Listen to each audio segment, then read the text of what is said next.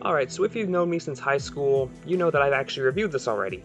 But at the same time, I can't find my copy of my review. I would post it on YouTube on my channel and say, hey, I did this, look at it. But I honestly can't find it. And it was actually really fun to review this, so I'm gonna do it again.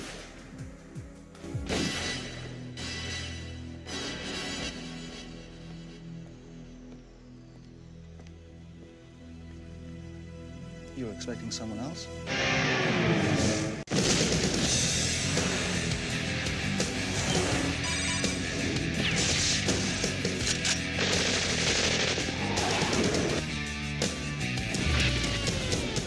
No more foreplay. Goldeneye was released in 1995 and received many positive reviews upon its release. It was Pierce Brosnan's first James Bond film, and it's amazing. Honestly, it's my favorite Bond movie.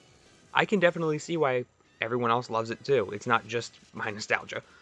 It's brilliantly written, it has great direction, and it brings Bond into the post-Cold War era, even though his entire career was based on the Cold War.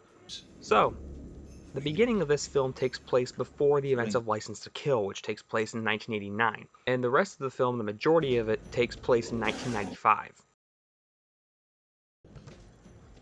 The plot is simple.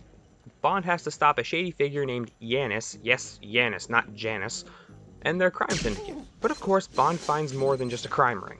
Every trailer may spoil the film, but I won't because it's worth watching. Free market economy, I swear it will be the end of me.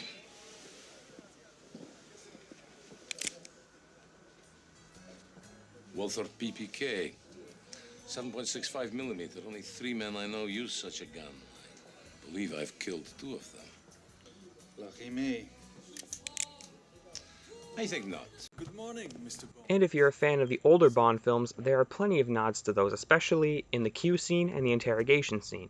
Those scenes are perfect for moments of giggling at the screen like a dumbass when your date stares at you and asks what's wrong.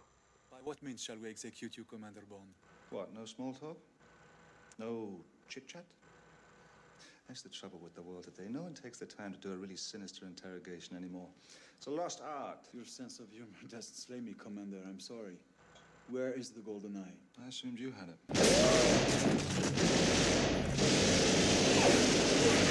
In the action, of course, it's a James Bond movie. It's fast-paced, it's fun, but this is probably the most tame, pacing-wise, that Brosnan has done, which is also why it's Brosnan's best.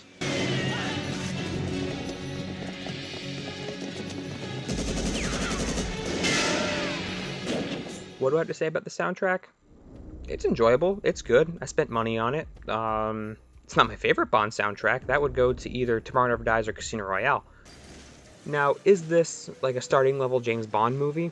To some, yes, this is the best film in the franchise, it's the best place to start. But for many now, I would say the best place to start with the Bond series would be Casino Royale. Daniel Craig, 2006, Casino Royale. Directed by the same man, awesome director, I love his style, and it stars a face and a name that many people would know now. Really, all I'll say is there are 4 main villains, and they are probably the only ones in the history of the Bond franchise that could get the upper hand on 007. Stinger missiles. Excellent. Just the thing for unwinding after a rough day at the office. Need I remind you, 007, that you have a license to kill, not to break the traffic laws? I wouldn't think of it. Good. And I know personally I'm being very vague, but that's because this movie has been out for about 23 years, and I still want people to see it and watch it for themselves. I could go on about the plot and how everything works out, but I really don't want to spoil it. It is that good of a movie.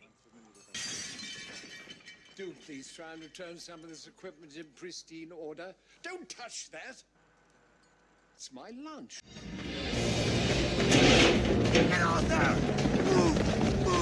And yeah, this video was a hastily made remake of a review I made back in, I think, junior year of high school.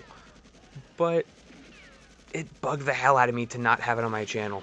I don't know why, probably because this is my favorite Bond movie, and since I never reviewed the video game, I reviewed the movie. And I don't know, it was fun though. Maybe I'll do more of these.